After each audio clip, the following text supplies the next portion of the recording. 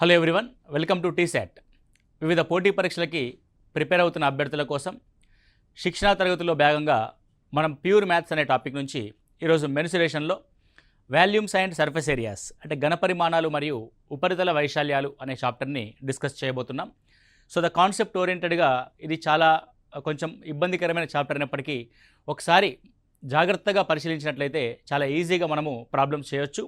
కొన్ని ఫార్ములాస్ని గుర్తుపెట్టుకోవడం, వచ్చిన సమస్యని అర్థం చేసుకొని ఏ ఫార్ములా సబ్స్టిట్యూట్ చేయాలో తెలుసుకుంటే మనకి ఈజీగా ప్రాబ్లమ్ని సాల్వ్ చేయొచ్చు.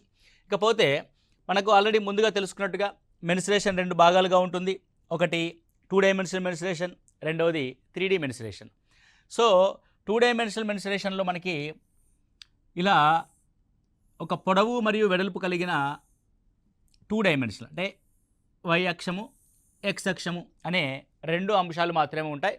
అందులో మనం ఒకదాన్ని పొడవు అంటాము, ఒకచోట వెడల్పు అంటాము, భూమి అంటాము, ఎత్తు అంటాము, రకరకాల పేర్లతో మనం పిలుస్తాం. అంటే 2 డైమెన్షన్స్ మాత్రమే ఉంటాయి. సో దీనికి మూడో డైమెన్షన్ అయిన ఎత్తుని కనుక తీసుకున్నాం అనుకోండి, ద థర్డ్ డైమెన్షన్. అంటే ఇప్పుడు ఫర్ ఎగ్జాంపుల్ ఇది లెంత్ అనుకోండి, ఇది బి అనుకోండి. సో ఎత్తుని మనము తీసుకోవడం జరిగింది, ఇక్కడ హైట్ని మనం తీసుకోవడం జరిగింది, రైట్. సో ఇలా ప్రతి శీర్షం నుంచి కొంత ఎత్తుని తీసుకొని ఆ ఎత్తులన్నింటినీ మళ్ళీ కింద భూమి ఏదైతే ఉందో అదే ఆకారంతో కలిపామనుకోండి, భూమి ఏదైతే ఉందో దాని అదే ఆకారంతో కలిపితే దీన్ని మనం సాధారణంగా ఏమంటామంటే పట్టకము అని అంటాం. పట్టకం, ప్రిజం అని అంటాం. Okay, right.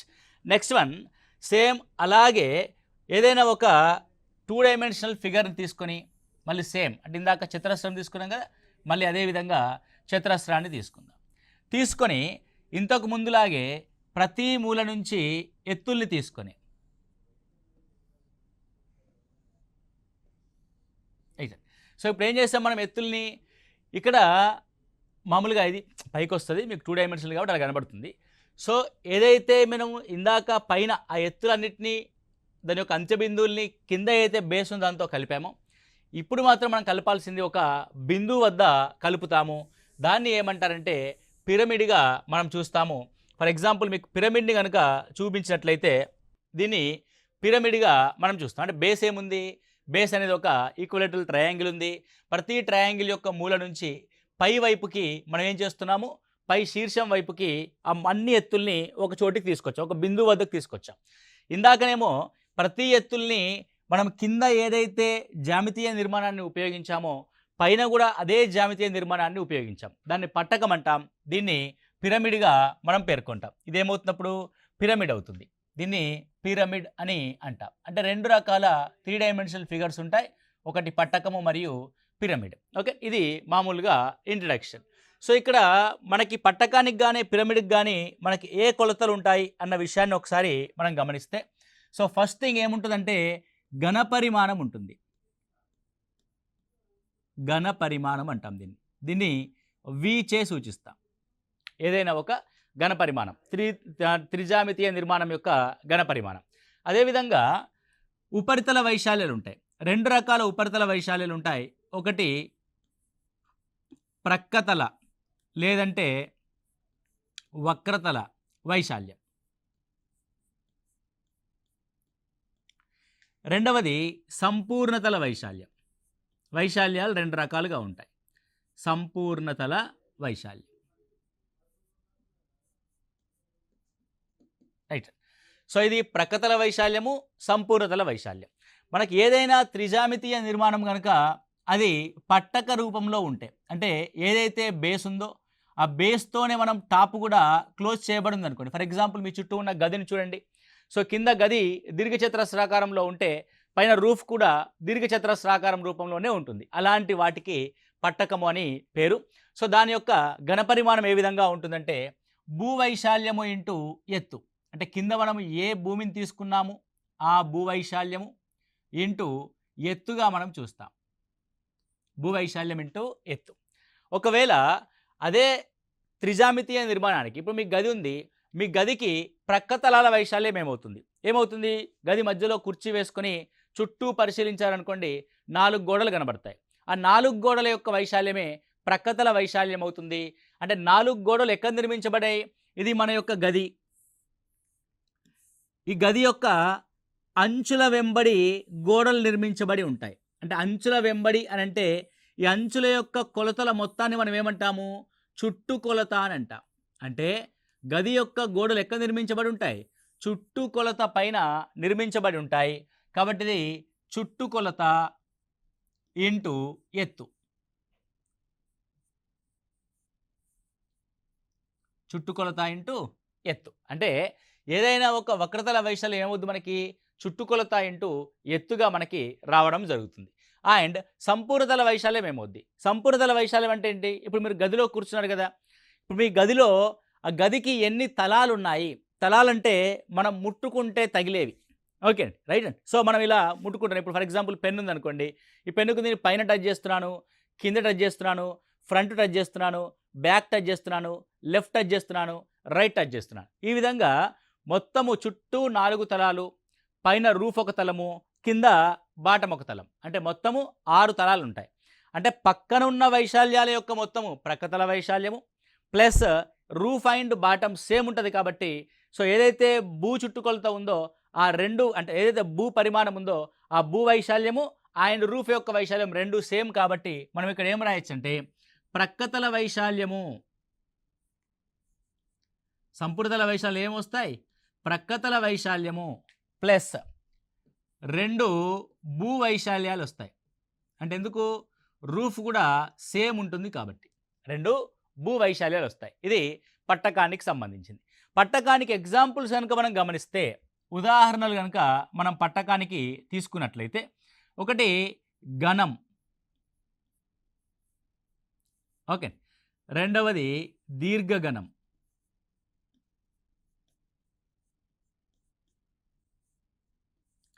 మూడవది స్తూపం. ఇవన్నీ కూడా పట్టకానికి ఉదాహరణలుగా మనం చెప్పొచ్చు. ఓకే, నెక్స్ట్ పిరమిడ్కి గమనిస్తే, పిరమిడ్ ఏమీ లేదండి. పిరమిడ్ ఏమవుతుంది అని అంటే, ఇప్పుడు ఫర్ ఎగ్జాంపుల్ మనం ఒక స్తూపాన్ని కనుక తీసుకున్నాం అనుకోండి, ఇది ఒక స్తూపం. స్తూపాన్ని కనుక 3వ వంతు కత్తిరించినట్లయితే ఇలా ఏర్పడిన దాన్ని శంకు అంటాం. నీకు పట్టకం కూడా, పట్టకం అంటే కింద ఏదైతే బేస్ ఉందో పైన ఉన్న రూఫ్ కూడా దాంతోనే మూయబడి ఉంటుంది. కాకపోతే పిరమిడ్కి వచ్చేసరికి ఏమవుతుంది? పైన ఒక బిందువు ఆకారంలో మూయబడి ఉంటుంది. కాబట్టి ఇది ఒక 3 పరిమాణాత్మకమైన జామితీయ నిర్మాణంలో 3వ వంతు. ఎన్నో వంతు అన్నది? 3వ వంతు. ఎందుకంటే ఇది 1 పార్ట్, ఇది 2 పార్ట్స్, ఇది 3 పార్ట్స్, 3వ వంతు. కాబట్టి అప్పుడు ఏమవుతుందంటే పిరమిడ్ యొక్క వైశాల్యము 1/3 ఇంటూ భూ వైశాల్యము ఇంటూ ఎత్తు. భూ వైశాల్యం ఇంటూ ఎత్తు, రైట్ అండి. ఇప్పుడు ఏదైనా సరే ఒక పట్టకం అనేది త్రిభుజాకృతిని కలిగి ఉంటుంది. ఓకే అండి, మీరు చూడండి జాగ్రత్త. ఒక వైపును చూస్తే మనకి ఏం కనబడుతుంది అంటే త్రిభుజాకారం కనబడుతుంది. త్రిభుజం అంటే అర్థమైంది, దాని యొక్క వైశాల్యం ఏ విధంగా అనుకుంటాం మనము? హాఫ్ ఇంటూ బేస్ ఇంటూ ఎత్తుగా మనం చూస్తాం. కాబట్టి ఇక్కడ బేస్ ఏంటి? దాని యొక్క చుట్టుకొలత. కాబట్టి హాఫ్ ఇంటూ దాని చుట్టుకొలత ఇంటూ ఎత్తు. చుట్టుకొలత ఇంటూ ఎత్తుగా మనం చూస్తాం. అదేవిధంగా సంపూర్ణతల వైశాల్యం. సంపూర్ణతల వైశాల్యం అంటే సేమ్ ప్రక్కతల వైశాల్యము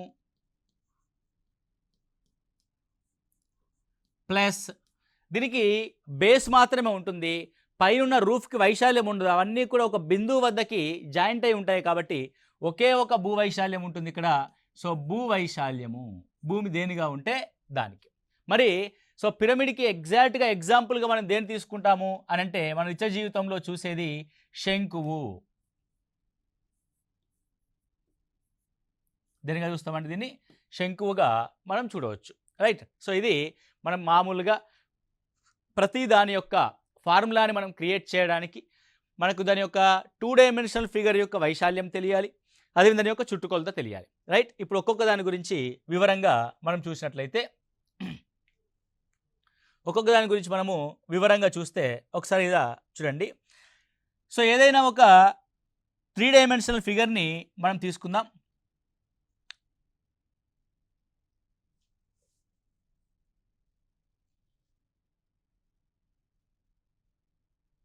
ఓకే, రైట్. ఇది ఘనం.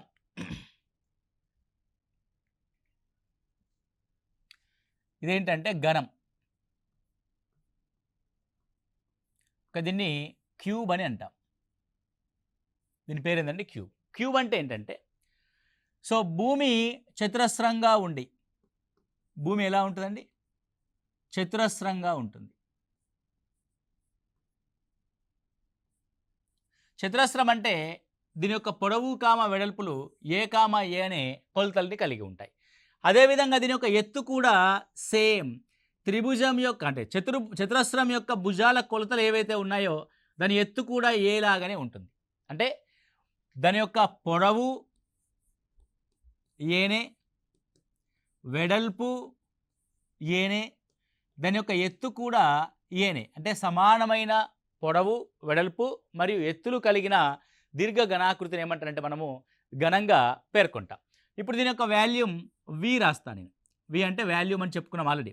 భూవైశాల్యం ఏమవుద్ది? పొడవు ఇంటూ వెడల్పు, A into A square, and ఎత్తు కూడా ఏనే కాబట్టి ఏ క్యూబ్. రైట్ అండి. What is the volume? A cube. Then what is the lateral surface area? దీన్ని ఎల్ఎస్ఏగా పేర్కొంటాం. ప్రక్కతల వైశాల్యాన్ని మనము లాటరల్ సర్ఫేస్ ఏరియాగా మనం చూస్తాం. సో ఇది LSA or curved surface area సిఎస్ఏగా మనం రాస్తాం. కాబట్టి ఎల్ఎస్ఏ ఈజ్ ఈక్వల్ టు ఏమవుతున్నప్పుడు భూమి యొక్క చుట్టుకొలత, భూమి యొక్క చుట్టుకొలత ఏమైంది? 4a into height a into A square, 4a square అయింది. అదేవిధంగా టోటల్ సర్ఫేస్ ఏరియా అంటే సంపూర్ణతల వైశాల్యం అంటాం మనం దీన్ని. సో టోటల్ సర్ఫేస్ ఏరియాని మనం దేంతో చూపిస్తాము? టీఎస్ఏచే సూచిస్తాం total surface area. Total surface area అంటే ఏంటి అర్థము? ప్రక్కతల వైశాల్యం 4a స్క్వేర్, కిందున్న బాటం ఏ స్క్వేర్, పైనున్న రూఫ్ ఏ స్క్వేర్, మొత్తం 6a స్క్వేర్కి సమానం. దేనికి సమానం అండి? 6a స్క్వేర్కి సమానం. సో ఘనపరిమాణం యొక్క కొలతలు ఏమవుతాయంటే యూనిట్ క్యూబ్ ఉంటుంది. దాని యొక్క కొలతలు ఎంతండి? Unit cube. అంటే సెంటీమీటర్ ఉంటే సెంటీమీటర్ క్యూబ్, మీటర్ క్యూబ్ ఉంటే మీటర్ క్యూబ్. సో సంపూర్ణతల వైశాల్యానికి యూనిట్ స్క్వేర్, ప్రక్కతల వైశాల్యానికి కూడా యూనిట్ స్క్వేర్ అనే కొలతల్ని కలిగి ఉంటుంది. ఇది ఘనంకి ఉండవలసిన ముఖ్యమైన కొలతలు: volume, lateral surface area, total surface area. అదేవిధంగా ఒక ఘనంలో ఒక మూల నుంచి దాని ఎదురుగా ఉన్న మూలకి గీయబడిన అతి పొడవైన రేఖని దాన్ని ఏమంటారంటే కర్ణము అని అంటాం. ఇది కర్ణము, డయాగ్నల్ ఆఫ్ ఏ క్యూబ్. కర్ణం ఈజ్ ఈక్వల్ టు a√3 అవుతుంది. కర్ణం యొక్క కొలత ఏమవుతుందండి? a√3. అప్పుడప్పుడు నీకు ప్రశ్నలు ఏమంటే అంటే భుజం, సో భుజానికి √3 రెట్లు ఉంటుంది. నీకు అప్పుడప్పుడు భుజం ఇవ్వకుండా కర్ణం యొక్క కొలత ఇస్తాడు. సో కర్ణం నుంచి మనము భుజాన్ని రాసి మిగతా అంశాన్ని మనం ఇక్కడ పరిశీలిస్తాం. ఓకే, ఇది ఘనానికి సంబంధించిన అంశం. ఒకవేళ భూమి ఏదైనా ఒక 3D నిర్మాణం యొక్క భూమి కనుక దీర్ఘచతురస్రాకారంలో ఉంటే ఎలా ఉంటుందండి? దీర్ఘచతురస్రాకారంలో ఉంది. సో ఈ విధంగా దీచా ఆకృతిలో ఉంది. సో దీచా ఆకృతిలో ఉంటే దాన్ని ఏమంటాము అని అంటే దీర్ఘఘనము అని అంటాం.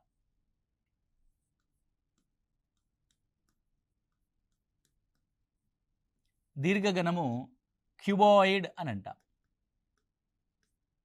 ఓకే, సో దీర్ఘఘనము క్యూబాయిడ్గా మనము పేర్కొనడం జరుగుద్ది. అది క్యూబాయిడ్. సో క్యూబాయిడ్ని మనం కనుక తీసుకుంటే దీని యొక్క భూమి దీర్ఘచతురస్రం, భూమి ఏమవుతుందంటే దీర్ఘచతురస్రం అవుతుంది. సో దీర్ఘచతురస్రం అంటే దాని యొక్క పొడవు ఎల్, దాని యొక్క వెడల్పు బి. అంటే ఉండాల్సిన కొలతలు రెండు ఎల్ అండ్ బి. అదేవిధంగా దీని హెచ్ అనే ఎత్తుగా మనం కూడా మూడో డైమెన్షన్ యాడ్ చేసాం కాబట్టి మూడో కొలత హెచ్. సో మూడో కొలత హెచ్. ఇది దాని యొక్క భూమి ఏమో దీర్ఘచతురస్రంగా ఉంటుంది, ఎత్తేమో హెచ్గా ఉంటుంది. దీర్ఘచతురస్రంలో పొడవు కామ వెడల్పులు ఉంటాయి, హెచ్ కామ ఎత్తు. ఇప్పుడు దీని యొక్క ఘన పరిమాణాన్ని రాద్దాం. వాల్యూమ్ని కనుక రాస్తే volume is equal to, so volume అంటే ఏంది? భూవైశాల్యము ఇంటూ దీర్ఘచతురస్రం యొక్క భూవైశాల్యం ఏంటి? L into B into H, LBH. What is that? LBH. అదేవిధంగా లాటరల్ సర్ఫేస్ ఏరియా అంటే ప్రక్కతల వైశాల్యం is equal to lateral surface area. మీకు ఆల్రెడీ చెప్పాం, మీరు ఒక దీర్ఘచతురస్రాకారపు గదిలో కనుక ఉంటే మీ చుట్టూ 4 గోడలు ఉంటాయి. ఒక గోడనేమో పొడవు వెంబడి ఎత్తుగా ఉంటుంది, ఇంకో గోడ కూడా పొడవు వెంబడి ఎత్తుగా ఉంటుంది. అంటే ఒకవైపు ఉన్న గోడ, ఫర్ ఎగ్జాంపుల్ మీకు లెఫ్ట్ అండ్ రైట్లో 2 గోడలు ఉన్నాయనుకోండి పొడుగ్గా, అంటే అది ఆ దీర్ఘచతురస్రం యొక్క పొడవు వెంబడి ఎత్తుగా ఉన్న గోడ. దానికి ఆపోజిట్లో కూడా దీర్ఘచతురస్రం యొక్క పొడవు వెంబడి ఎత్తుగా ఉన్న గోడ. దీర్ఘచతురస్రం యొక్క పొడవు వెంబడి ఎత్తుగా ఉన్న గోడ యొక్క వైశాల్యము 2 ఉన్నాయి కాబట్టి అవి 2 × L × H. ఒకవేళ మీకు ముందుగా చిన్న గోడ ఉందనుకోండి, అది ఎలా ఉంటుంది? భూమి అయినటువంటి దీర్ఘచతురస్రానికి పొడవు వెంబడి ఎత్తుగా ఉన్న గోడ, దానికి ఆపోజిట్లో కూడా వెడల్పు వెంబడి ఎత్తుగా ఉన్న గోడ, దానికి ఆపోజిట్లో కూడా వెడల్పు వెంబడి ఎత్తుగా ఉన్న గోడ, అవి కూడా 2 గోడలు ఉన్నాయి. అంటే వెడల్పు వెంబడి ఎత్తుగా ఉన్న గోడ. కాబట్టి 2 టైమ్స్ ఆఫ్ BHగా మనం రాస్తాం. రెండిట్లో 2 టైమ్స్ ఆఫ్ L + B అంటాం. ఇదే చుట్టుకొలత ఇంటూ ఎత్తు. ఆల్రెడీ మీకు ఫార్ములా కూడా చెప్పాం. సో ప్రక్కతల వైశాల్యం అంటే చుట్టుకొలత ఇంటూ ఎత్తు. చుట్టుకొలతని 2 L + Bగా మనం రాస్తాం. 2 L + B ఇంటూ Hగా మనం ఇక్కడ ఐడెంటిఫై చేసాం. Next total surface area. Total surface area అంటే ఏంది అర్థము? సో ప్రక్కతల వైశాల్యము plus base area and roof area. So ప్రక్కతల వైశాల్యం ఎంత అంటే 2 లేకపోతే ఇలా రాద్దాం, సింప్లిఫై చేసి రాద్దాం, 2 LH ప్లస్ 2 BH. సో దీని యొక్క బేస్ ఏముంది? దీర్ఘచతురస్రం ఉంది బేస్. కాబట్టి దీర్ఘచతురస్రం యొక్క వైశాల్యం LB, దాని యొక్క రూఫ్ యొక్క వైశాల్యం కూడా LBA. కాబట్టి 2 times of LH, 2 times of BH, 2 times of LB. కాబట్టి 2 times of LB plus LH plus BHగా మనం రాస్తాం. ఇది ఒక దీర్ఘగణం యొక్క టోటల్ సర్ఫేస్ ఏరియాకి సంబంధించిన ఫార్ములా. దీర్ఘగణంలో కూడా మనకు గణంలో ఉన్నట్టుగానే దాని యొక్క కర్ణం ఉంటుంది. ఇదే అతి పొడవైన కొలతగా మనం చూస్తాము. దాని యొక్క కర్ణం is equal to √L² plus B² plus H² మనం ఐడెంటిఫై చేస్తాం. √L² plus B² plus H². ఇది దీర్ఘగణానికి సంబంధించిన అంశం. నెక్స్ట్ కనుక చూస్తే ఇప్పుడు మనం బేసుల్ని ఐదర్ చతురస్రంగా ఉంచాం, లేదంటే దీర్ఘచతురస్రంగా ఉంచాం. ఇప్పుడు నేను బేస్ని ఏం చేస్తానంటే వృత్తంగా ఉంచుతా. అంటే బేసు వృత్తంగా కలిగిన ఒక 3D ఫిగర్ని నేను ఇక్కడ తీసుకుంటున్నా. రైట్. సో ఏముంది ఇక్కడ? బేస్ అనేది వృత్తంగా ఉంది. చూడండి, బేస్ అనేది ఏ విధంగా ఉందండి? వృత్తంగా ఉంది. ఒక వృత్తానికి ఉండే కొలత ఏంటంటే ఆర్, రేడియస్ అంటాం మనం దీన్ని, వ్యాసార్థం ఉంటుంది. సో కింద వృత్తమే పైన వృత్తమే, ఆ 2 వృత్త కేంద్రాల మధ్య దూరాన్ని ఆ స్తూపం యొక్క ఎత్తు హెచ్గా మనం చూస్తాం. స్తూపం యొక్క ఎత్తు హెచ్గా మనం చూస్తాం. రైట్. సేమ్ థింగ్ ఇది కూడా ఒక పట్టకానికి ఎగ్జాంపుల్. సో దీన్ని ఏమన్నామంటే స్తూపము అని అన్నాం. స్తూపము, దీని ఇంగ్లీష్లో సిలిండర్ అని అంటాం. సో స్తూపానికి ఏముంది? భూమి. దాని యొక్క భూమి వృత్తము. వృత్తం ఉంది. వృత్తానికి ఏముంటుంది? వ్యాసార్థం అనే కొలత ఉంటుంది. సో వృత్తానికి మరియు వృత్తానికి మధ్యలో ఉన్న లంబ దూరము ఆ స్తూపం యొక్క ఎత్తు అవుద్ది, హెచ్ అవుతుంది. ఇప్పుడు మనం దీని యొక్క వాల్యూమ్ రాద్దాం. సో వాల్యూమ్ అంటే ఏంది అర్థము? భూవైశాల్యము ఇంటూ ఎత్తు. ఒక వృత్తం యొక్క వైశాల్యము πr². ఆల్రెడీ మనకు తెలుసు. దీని యొక్క భూవైశాల్యము πr² ఇంటూ హెచ్. కాబట్టి ఇది వాల్యూమ్ యొక్క ఫార్ములా, πr² ఇంటూ హెచ్. దాని యొక్క కర్వ్డ్ సర్ఫేస్ ఏరియా అంటాం మనం. Curved surface area. ఎందుకు కర్వ్డ్ సర్ఫేస్ ఏరియా అంటాం? మీ ఇంట్లో గోడలు చూడండి స్ట్రేట్గా ఉంటాయి. అదే ఒక రౌండ్గా ఉన్న వాటర్ బాటిల్ చూడండి, దాని చుట్టూ వక్రంగా ఉంటుంది, స్ట్రేట్గా ఉండదు వాటర్ బాటిల్. అంటే అందుకే కర్వ్డ్ సర్ఫేస్ ఏరియా అంటాం. లాటరల్ సర్ఫేస్ ఏరియా అన్న కర్వ్డ్ సర్ఫేస్ ఏరియా అన్న ఒకటే. సో అది వృత్త పరిధిపై నిర్మించబడింది కాబట్టి వృత్త పరిధి 2πr into H. 2πr into H. Then total surface ఏరియాను గమనిస్తే total surface area is equal to curved surface area plus భూవైశాల్యము ప్లస్ రూఫ్ అంటే టాప్ యొక్క వైశాల్యం. సో కర్వ్డ్ సర్ఫేస్ ఏరియా వచ్చేసి 2πrh ప్లస్ భూ యొక్క వైశాల్యము πr², రూఫ్ యొక్క వైశాల్యం కూడా πr², మొత్తం 2πr²గా మనం ఇక్కడ చూస్తాం. Next, so total surface area is equal to 2πrని కామన్ తీస్తే ఆర్ ప్లస్ హెచ్, ఆర్ని కామన్ తీస్తే ఆర్ ప్లస్ హెచ్. సో ఇది వాల్యూమ్ యొక్క ఫార్ములా, ఇది కర్వ్డ్ సర్ఫేస్ ఏరియా యొక్క ఫార్ములా, ఇది టోటల్ సర్ఫేస్ ఏరియా యొక్క ఫార్ములా. ఓకే, మీరు ఫార్ములాస్ని బాగా అర్థం చేసుకుంటేనే మనం ప్రాబ్లమ్స్ని బాగా చేయగలం. ఇది స్తూపం. సో స్తూపంలోని మూడో వంతుని శంకువు అని అంటాం. ఓకే, దాన్ని శంకువు యొక్క నిర్మాణాన్ని కనుక మనం గమనించినట్లయితే, సో శంకువు యొక్క నిర్మాణాన్ని మనం గమనిస్తే శంకువు నేను తీసుకుంటున్నాను ఏ విధంగా ఉంటుంది శంకువు.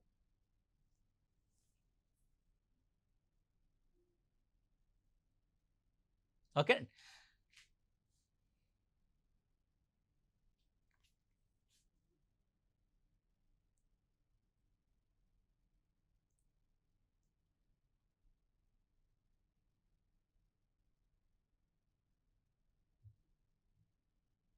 కొద్దిగా అటు ఇటుగా ఉంటుంది, ఒకసారి జాగ్రత్తగా గమనించండి మీరు.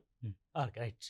సో సాధారణంగా మీరు ఇక్కడ గమనించినట్లయితే లోపల ఒక శంకు ఉంది, దానిపైన ఒక స్తూపం ఉంది. అంటే ఒకే భూవైశాల్యం కలిగిన స్తూపము, ఒకే ఎత్తు కలిగిన స్తూపము మరియు శంకువులు రెండు ఉంటే, ఈ శంకు ఏం చేసిందంటే ఈ స్తూపాన్ని మనకి మూడు భాగాలుగా విభజించింది. ఇదొక పార్ట్, ఇదొక పార్ట్, ఇదొక పార్ట్. అంటే ఒక స్తూపంలో మూడో వంతు మనకి ఏమవుతుంది, శంకు అవుతుంది. స్తూపంలో మూడో వంతు మనకి శంకు అవుతుంది. కాబట్టి మనం ఏం చేస్తాం, ఇప్పుడు శంకుని స్తూపంలో మూడో వంతుగా తీసుకోవడం జరుగుతుంది. సో ఇప్పుడు మనం శంకుని జాగ్రత్తగా గమనిస్తే మీకు అర్థమైంది కదా, శంకు అంటే స్తూపంలో మూడో వంతు అనే విషయం మీకు అర్థం అవ్వాలి. సో క్లియర్గా ఇప్పుడు గమనిస్తే ఈ శంకు ఏమవుతుందంటే కింద భూమి వృత్తంగా కలిగి ఉంటుంది, దీని యొక్క కొలత ఆర్, అండ్ దీని చుట్టూ ఏర్పడ్డ ఎత్తులన్నీ కూడా ఒకే ఒక వృత్త బిందువు వద్దకి చేర్చబడి ఉంటాయి. ఇది లంబంగా ఉంటుంది వృత్త కేంద్రం నుంచి, దాన్ని ఎత్తు హెచ్ అంటాం. సో ఏవైతే ఎత్తులు ఏర్పడ్డాయో ఈ ఎత్తులన్నీ కూడా ఏటవాలుగా ఉంటాయి, ఎందుకంటే ఇప్పుడు స్ట్రేట్గా ఉండవు కదా. సో మధ్యలో ఉన్న బిందువు వైపుకి వస్తున్నాయి కాబట్టి ఇవి ఏటవాలుగా స్లోప్గా ఉంటాయి. కాబట్టి దీన్ని ఏమంటారంటే ఏటవాలు ఎత్తు అని అంటాం. సో ఇందులో ఉండే ఎత్తు ఏంటంటే ఏటవాలు ఎత్తు. అంటే శంకువుకి రెండు రకాల ఎత్తులు ఉంటాయి. ఒకటి సాధారణంగా శంకువు యొక్క ఎత్తు, అదేవిధంగా ఏటవాలు ఎత్తు. ఏటవాలు ఎత్తుని ఎల్ చే సూచిస్తాం. ఏటవాలు ఎత్తుని మనం ఏ విధంగా కనుక్కుంటామంటే మీరు చూడండి, ఇది హెచ్, ఇది ఆర్, ఇది ఎల్. సో వీటి మధ్య లంబకోణం ఉంది, ఇక్కడ లంబకోణ త్రిభుజం ఏర్పడింది. అంటే ఏటవాలు ఎత్తు అనేది ఆర్ మరియు హెచ్లచే ఏర్పడిన లంబకోణ త్రిభుజంలోని కర్ణము. కాబట్టి ఎల్ ఈజ్ ఈక్వల్ టు ఏమవుద్దంటే √r² ప్లస్ h² అవుద్ది. అంటే ఫస్ట్ మనం ఒక నిర్మాణంలో ఉన్న కొలతలను గమనిస్తే ఆర్ అనేది భూ వ్యాసార్థము, హెచ్ అనేది శంకువు యొక్క ఎత్తు, అండ్ ఎల్ అనేది ఆ శంకువుకు ఉండే ఏటవాలు ఎత్తు. అంటే ఇట్లా స్లాంట్గా ఉంది కదా, వాలిపోయింది కదా, కాబట్టి అది వాలు ఎత్తు అని అంటాం. అది ఎల్ దేనికి సమానం ఉంటుంది అంటే √r² ప్లస్ h² అంటాం. సో ఈ నిర్మాణాన్ని మనం ఏమంటున్నాము అని అంటే శంకువు అని అంటున్నాం, కోన్ అంట. సో దీని యొక్క శంకువులో భూమి వృత్తము, శంకువులో భూమి అవుతుంది వృత్తము, రైట్. ఇప్పుడు దీని యొక్క వాల్యూమ్ అని గమనిస్తే ఇది స్తూపం యొక్క వాల్యూమ్లో 1/3 వంతు, కాబట్టి 1/3 πr² హెచ్గా మనం రాస్తాం. అదేవిధంగా curved surface area is equal to, so ఇందులో ఉన్న కొలతలు ఏంటి ఒకసారి గమనిస్తే వృత్తం యొక్క వ్యాసార్థము ఆర్, శంకువు యొక్క ఎత్తు హెచ్, దాని యొక్క ఏటవాలు ఎత్తు ఎల్. ఇప్పుడు మీరు జాగ్రత్తగా గమనించండి, దీని యొక్క కర్వ్డ్ సర్ఫేస్ ఏరియా అంటే ఈ చుట్టూ ఉన్న ఈ వాలుగా ఉంది కదా, ఈ వాలుగా ఉన్న ఆకారం యొక్క వైశాల్యం. సో మనం ఎత్తుగా ఏం తీసుకోవాలంటే వాలు ఎత్తునే తీసుకుంటాం తప్ప శంకు ఎత్తుని తీసుకోము. ఇందులో కర్వ్డ్ సర్ఫేస్ ఏరియాలో సాధారణంగా కర్వ్డ్ సర్ఫేస్ ఏరియా అంటే ఏంది? భూ పరిధి లేదంటే భూమి యొక్క చుట్టుకొలత ఇంటూ ఎత్తు. సో ఇక్కడ కూడా భూ పరిధి, వృత్తం కాబట్టి పరిధి అని అంటున్నాం. భూ పరిధి ఇంటూ ఏటవాలు ఎత్తు అవుతుంది. ఏటవాలు ఎత్తు. మరియు అది త్రిభుజాకృతిలో ఉంది కాబట్టి హాఫ్ ఇంటూ భూ పరిధి ఇంటూ ఏటవాలు ఎత్తు. Now it is half into భూ పరిధి అని అంటే 2πr ఇంటూ ఏటవాలు ఎత్తు అంటే L, 2 cancel. So it is a πrl. ఏమవుతుంది? πrl అవుతుంది. Then total surface area is equal. Total surface area అంటే ఏం రాస్తాం మనము? ప్రక్కతల వైశాల్యము లేదా వక్రతల వైశాల్యము మరియు భూ వైశాల్యము మరియు రూఫ్ యొక్క వైశాల్యం. రూఫ్ అనేది ఒక బిందువు కాబట్టి దానికి వైశాల్యం ఏమీ ఉండదు. భూమికి మాత్రం వైశాల్యం ఉంటుంది. అది πr² మనం చూస్తాము. It is πrl plus πr². So when we common the πr, so πrని కామన్ తీస్తే r+lగా మనం రాస్తాం. So πr of r+l. So ఇది శంకువుకి సంబంధించిన అంశం. శంకువులో ఉండే కర్వ్డ్ సర్ఫేస్ ఏరియా, శంకులో ఉండే టోటల్ సర్ఫేస్ ఏరియా, శంకులో ఉండే ఘన పరిమాణం. అలాగే ఇంకొక నిర్మాణం ఉంటుంది, అది గోళము అని. సో గోళాన్ని కనుక గమనించినట్లయితే గోళానికి స్పెసిఫిక్గా ఫీచర్ ఏముంటుంది అని ఒకసారి మనం గమనిద్దాం. సో ఇది గోళం, రైట్. సో గోళము ఏ విధంగా ఉంటుంది, దీని యొక్క ప్రత్యేకమైన ఫార్ములాస్ ఏముంటాయి అని ఒకసారి చూస్తే, సో ఇది radius R, radius R. So మీరు దీన్ని జాగ్రత్తగా అర్థం చేసుకుంటే ఏ విధంగా అర్థమవుతుంది అంటే, ఇలా ఒక గోళంలో 4 శంకు ఆకృతులు కలిగి ఉంటాయి అనే విషయాన్ని మీకు అర్థం చేసుకోండి. ఈజీగా అండర్స్టాండింగ్ అవుద్ది గోళం అనేది. ఇప్పుడు చూడండి, నేనేం చేశానంటే ఈ గోళాన్ని 4 శంకు ఆకృతులతో ఫిల్ చేశా. అవునా కదా? అంటే ఆల్మోస్ట్ ఆల్ కేంద్రం వద్దకి అవన్నీ కూడా కలవబడుతున్నాయి. 1 2 3 4. అంటే ఇటువైపు 2 శంకువులు, ఇటువైపు 2 శంకువులు తీసుకుంటే ఆ వృత్తాలన్నీ కూడా ఏమైతే అంటే 4 వైపుల నుంచి ఆ గోళాన్ని ఫుల్ఫిల్ చేశాయి. అంటే శంకువులో ఏమున్నాయి అంటే గోళంలో ఏమున్నాయి అని ఒకసారి గమనిస్తే, సో మనకి గోళంలో ఉన్న అంశాలని మనం తీసుకున్నట్లయితే, గోళము మీరు మామూలుగా చూసుకుంటే లడ్డు లేదంటే మన క్రికెట్ బంతిని మనం చూస్తాం. ఓకే, సో స్పియర్ అంటాం. ఓకే, సో నేను ఏం చేశానంటే 4 శంకువులు ఇమర్చా గోళంలో. సో గోళంకు ఉండే కొలత ఆర్ అనే ఒకే ఒక కొలత ఉంటుంది. ఎలాంటి శంకువుల్ని ఇమిడ్చానంటే 6 వ్యాసార్థము ఎత్తు కలిగిన, 6 వ్యాసార్థము కలిగి 6 ఎత్తు కలిగిన శంకువులు. అంటే నా శంకువు ఏ విధంగా ఉంది అని ఒకసారి గమనిస్తే, శంకువు యొక్క వ్యాసార్థము 6, దాని యొక్క ఎత్తు కూడా 6. అలాంటి శంకువులు 4 ఒకదానితో ఒకటి ఇమిడ్చితే మనకు ఏర్పడేది ఒక గోళ పరిమాణం అనేది ఏర్పడుతుంది. మీరు ఇక్కడ కూడా కొద్దిగా క్లియర్గా చూస్తూ ఉన్నారు. ఇప్పుడు మనం దీని యొక్క వాల్యూమ్ని గమనిద్దాం. సో ఏమంటున్నాను నేను, 4 శంకువులు ఇమర్చబడిన ఒక ఆకృతి అంటున్నాను. సో ఒక్కొక్క శంకువు యొక్క ఆకృతి 1/3 πr² హెచ్. హెచ్ కూడా ఆరే కాబట్టి πr³ 4 కాబట్టి 4/3 πr³. అంటే శంకువు యొక్క వ్యాసార్థము మరియు ఎత్తులు సమానంగా ఉండి అలాంటి 4 శంకువుల్ని ఒకదానితో ఒకటి 4 వైపుల నుంచి ఇమిడిస్తే మనకి గోళం యొక్క పరిమాణం అనేది ఏర్పడుతుంది. అందుకే దాని యొక్క ఫార్ములా ఏమవుతుందంటే 4/3 πr³ అనేది అవుతుంది. మరి దీనికి ఉండేది ఏంటంటే ఒకే ఒక చుట్టుకొలత ఉంటుంది, అంటే ఒకే ఒక ఉపరితల వైశాల్యం ఉంటుంది. అది 4 వైపుల నుంచి 4 వృత్తాలని సరౌండ్ చేశాం కాబట్టి 4 వృత్త వైశాల్యాలకి సమానం అవుతుంది. కాబట్టి ఇది సంపూర్ణతల వైశాల్యము, కర్వ్డ్ సర్ఫేస్ ఏరియా లేదంటే వక్రతల వైశాల్యము రెండు కూడా ఒకటే అవుతుంది. ఇక్కడ 4 వృత్తాలు అంటున్నాం కాబట్టి ఇది 4πr²గా మనం చూస్తాము. 4πr²గా మనం చూస్తాం, రైట్. సో ఇది మనకు గోళానికి సంబంధించిన అంశం. ఒకటి 4/3 πr³, ఒకటి కర్వ్డ్ సర్ఫేస్ ఏరియా 4πr² అనే అంశాన్ని చూసాం. సో మనము ఈ క్లాస్లో మనం ఏం చూసామంటే అసలు ఫార్ములాస్ అనేది ఏ విధంగా ఉన్నాయి ఒక్కొక్క నిర్మాణానికి అన్న అంశాన్ని చూసాం. సో నెక్స్ట్ క్లాస్లో మనము వీటికి సంబంధించిన క్వశ్చన్స్ ఏ విధంగా వస్తున్నాయి, సో ఏ విధంగా సాల్వ్ చేయాలి, ఏ క్వశ్చన్కి ఎలాంటి ఫార్ములాని ఉపయోగించాలనేది తర్వాతి క్లాస్లో మనం చూస్తాము. Okay, thank you, all the best.